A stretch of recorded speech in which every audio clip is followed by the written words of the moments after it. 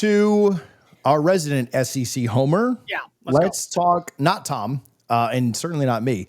Let's talk. No, you, naturally. We all know it's you, Danny Cannell. Let's talk Danny Jr. I have a highlight tape that I am about to put out of today is 31 days until FSU kicks off. It's 31 days till a lot of teams kick off, of the choke it doke, where Florida State came back from 31-3 and Cannell has a rushing touchdown there. And I can't wait to make his day by posting that here when we get off the show. But on to the SEC. UGA, again, doing a quick team preview, then we'll get to the wild card. We'll get out of here on time, I think, today. Thoughts on what the Bulldogs will look like this year. Everyone's big question is the quarterback position, but I think offensive line, defense need to step up a little bit better than they were last year. What are your thoughts on Georgia, Cole? Well, Mr. Kenny Donnell, let's start off by saying that this is going to be a really, really interesting year because last season I thought was Kirby Smart's best coaching job. It wasn't just the fact of you being able to lose 2 games to Alabama and Ole Miss and still win the SEC.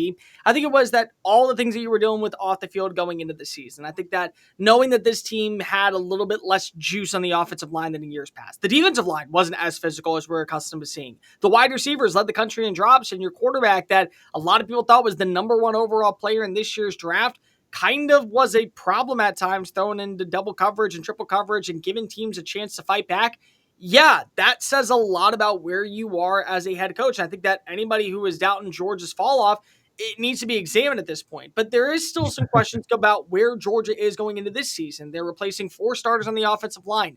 And the thing is that in years past, really wouldn't be that worried. But now you're talking about players that are leaving to go in the transfer portal and get bigger NIL checks because they want to start. So the depth of Georgia, just like it was at Alabama for years, it is no longer a thing. So who are those guys that are going to step on up? You feel good about where you are on, I would say, at least the right tackle spot with Ernest Green coming on back in, and Drew Bobo is going to start.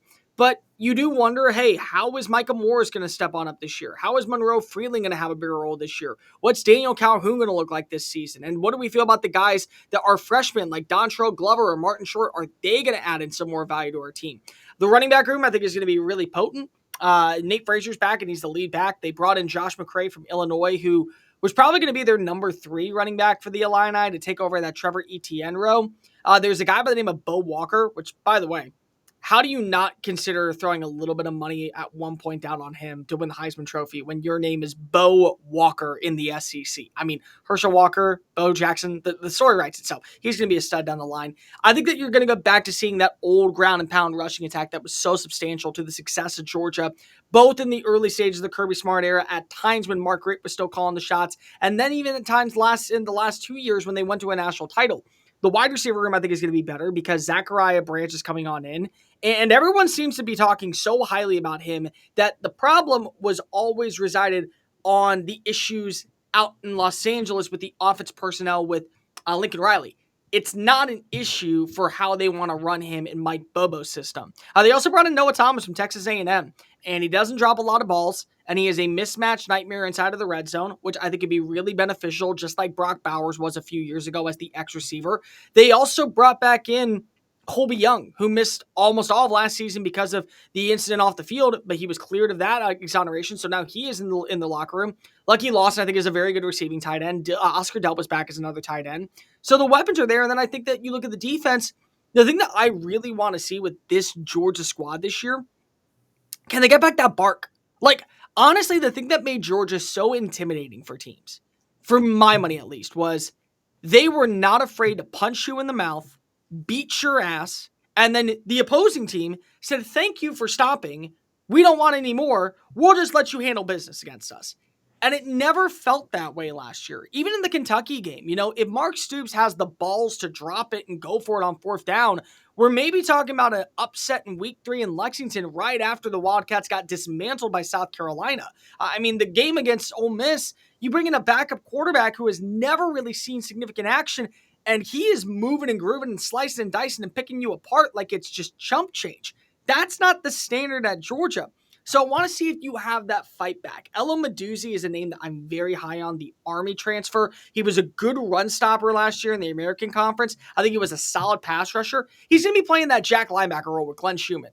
Like if you go to Georgia at this point to be developed by Glenn Schumann to become a linebacker. There's guys that got drafted like in the top 100 that played less than 40% of snaps because of, hey, Glenn Schumann got his hands on them, worked with it, and kind of flushed them out. Phrasing, immunity. We're gonna throw that one to the tank. I'm not gonna get called out for on out of context college football. So phrasing there.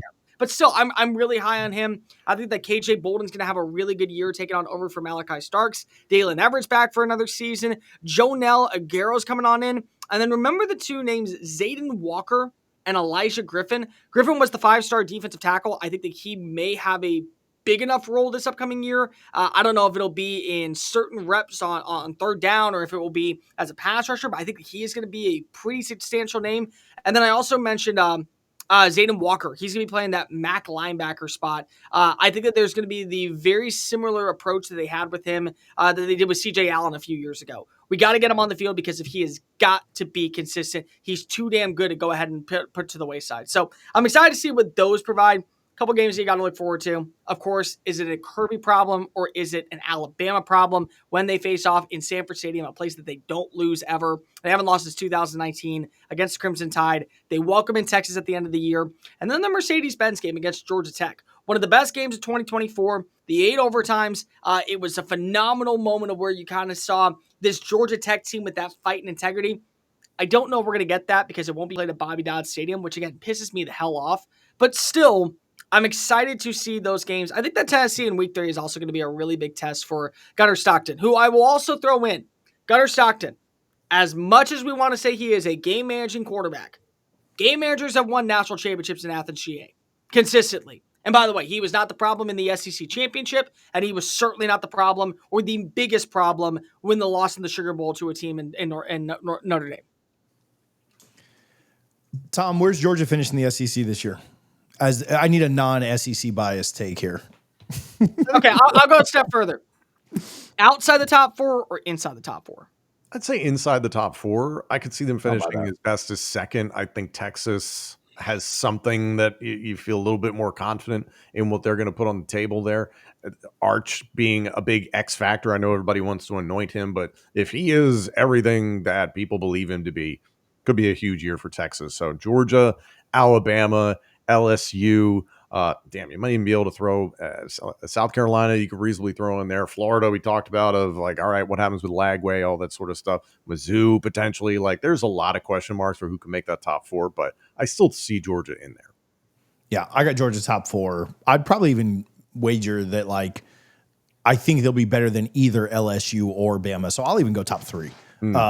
But nobody's going to be shocked if we're sitting here in December talking about it and we're all doing a preview for another SEC championship for Kirby Smart. Doubt him again and he'll probably go win it.